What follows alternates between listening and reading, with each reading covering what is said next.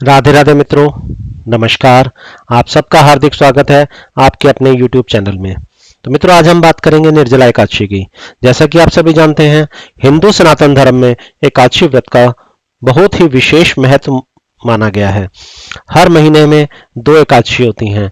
एक एकादशी शुक्ल पक्ष की, जो कि हर 15 दिन के बाद होती है, और दूसरी एकादशी कृष्ण पक्ष की। इसके अलावा सबसे महत्वपूर्ण, जो कि वर्ष में एक बार आती है, वह है निर्जला एकादशी, जिसका अति विशिष्ट महत्व माना गया है।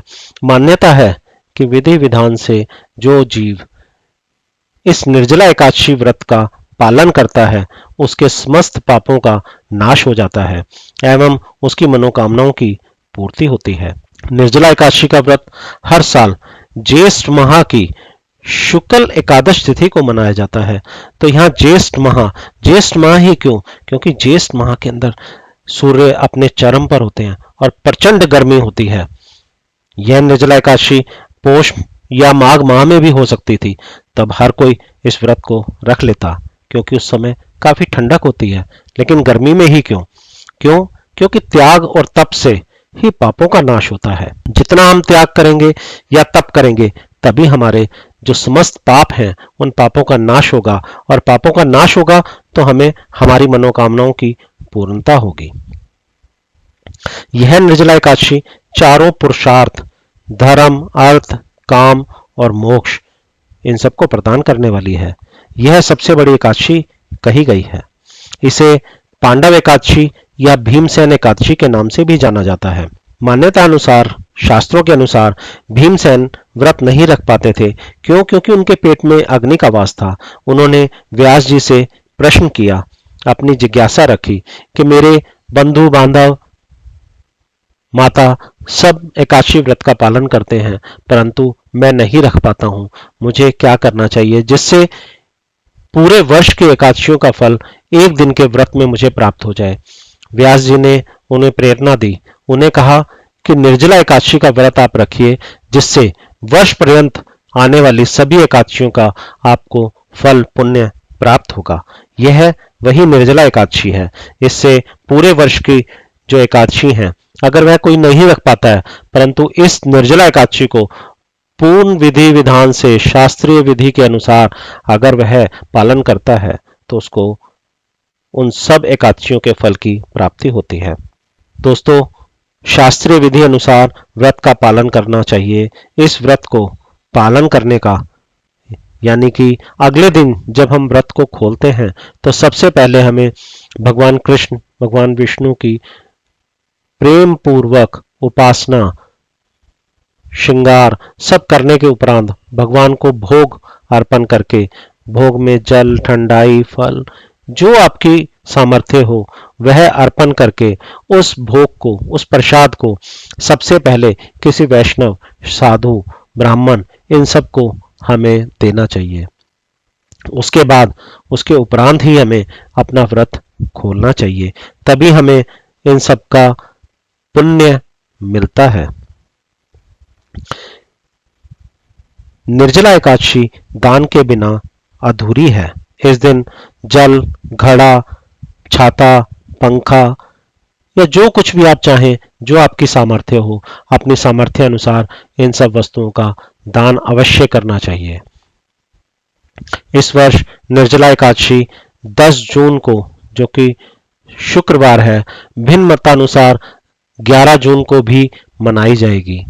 तो 11 जून को जो वैष्णव जन है वो इस एकादशी को मनाएंगे।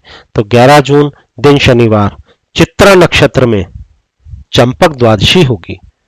तो एकादशी, द्वादशी, तो उस दिन वैष्णव जन निर्जला एकादशी का व्रत मनाएंगे। इस दिन भगवान कृष्ण को चंपा के फूलों से श्रृंगार किया जाता है।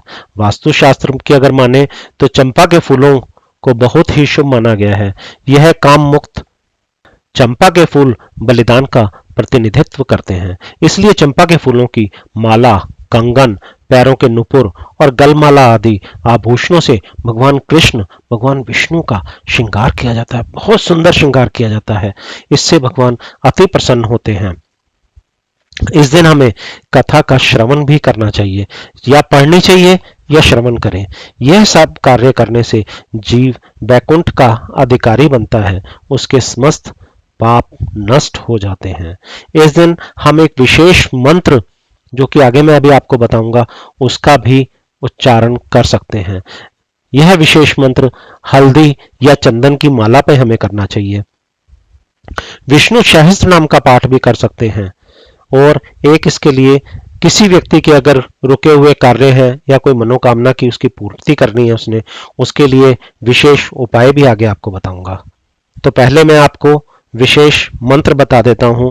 मंत्र है वंदे नव घनश्यामम पीत कोशे वाससम सानंदम सुंदरम शुद्धम श्री कृष्णम प्रकृते परमम।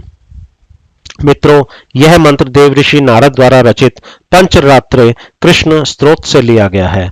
इस मंत्र को जितनी आपकी श्रद्धा हो, श्रद्धा अनुसार आप जप कर सकते हैं, लेकिन माला हल्दी की या चंदन की ही रहेगी। अब बात करते हैं विशेष उपाय की। तो विशेष उपाय में गाय की सेवा इस दिन बहुत अच्छे से करनी चाहिए। जो आपकी सामर्थ्य है और सामर्थ्य अनुसार गाय की सेवा करनी चाहिए। सुबह सब कार्यों से निवृत्त होकर भगवान की पूजा अर्चना करके आप चने की दाल भिगो दें, एक आटे की लोई बना लें। जब आप आटे की लोई बनाएंगे तो जो भीगी हुई चने की दाल है, उस भीगी हुई चने की दाल के कुछ दाने उस आटे की लोई में मिला लें और उसमें थोड़ा सा गुड़ और शुद्ध देसी घी वह भी उसमें मिला लें और आटे की लोई बना लें। उस आटे की लोई के ऊपर हल्दी और कुमकुम का तिलक लगाकर आपने अपनी मनोकामना, जो भी आपके रुके हुए काम हैं या कुछ भी है, उसकी पूर्ति के लिए भगवान कृष्ण से प्रार्थना करनी है। और प्रार्थना करने के बाद वह लोई, वह आटे का जो आपने पिंड बनाया है, वह आप गाय को खिला दें और प्रार्थना करने तक घी का दीपक भगवान के समक्ष जलता रहना चाहिए। जब ये सब कार्य आप करते हैं तो आपकी सब मनोकामनाओं की पूर्ति होती है, आपके रुके हुए कार्य वो बनने लगते हैं। तो दोस्तों, निर्जला एकादशी बहुत महत्वपूर्ण है। ये व्रत और इस व्रत का पालन शास्त्रीय विधि अनुसार हर जीव को, हर मनुष्य को जरूर करना चाहिए। साल में एक बार ये एकादशी आती है। तो दोस्तों, ये जानकारी आपको कैसी लगी कमेंट सेक्शन में जरूर बताएं। मित्रों, अगर ये जानकारी आपको अच्छी लगी हो तो चैनल को सब्सक्राइब करना ना भूलें और बेल बटन को भी जरूर दबाएं, जिससे आने वाले समय में महत्वपूर्ण जानकारी आपको समय समय पर मिलती रहे। धन्यवाद। राधे राधे मित्रों।